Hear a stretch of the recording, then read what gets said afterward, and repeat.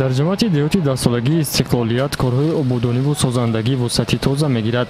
сокинони деҳаи марҳамати ҷамоати деҳоти мазкур якдилона 1 километр роҳи деҳаашонро бетонпӯш намуданд. дар ҷараёни амалишавии ин иқдом тамоми сокинони деҳот фаъолона ширкат варзида дар ободии маҳалли зисти худ ҳиссагузорӣ намуданд. тибқи иттилои фаъолони деҳот ташаббуси бетонпӯш кардани роҳ аз дастуру ҳидоятҳои некбинонаи асосгузори сулҳу ваҳдати миллӣ пешвои миллат президенти ҷумҳурии Тоҷикистон муҳтарам Эмомалӣ Раҳмон сарчашма гирифтааст.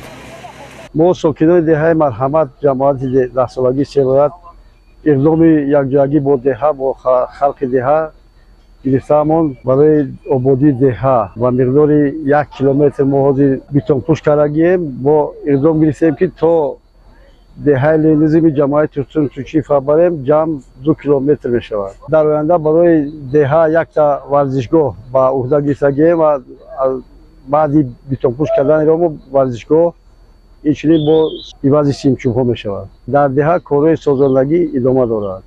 дар шаҳри Турсунзода ба масъалаи рушди деҳот таваҷҷӯҳи ҳамаҷониб ба зоҳир карда мешавад. маҳз аз ҳамин ҷост ки сокинони деҳаи марҳамат иқдоми бетонпӯш кардани роҳро идома дода ба ин васила мақсад доранд ки равоии нақлиёт ва сокинонро дар ҳама гуна фасли сол осон намоянд.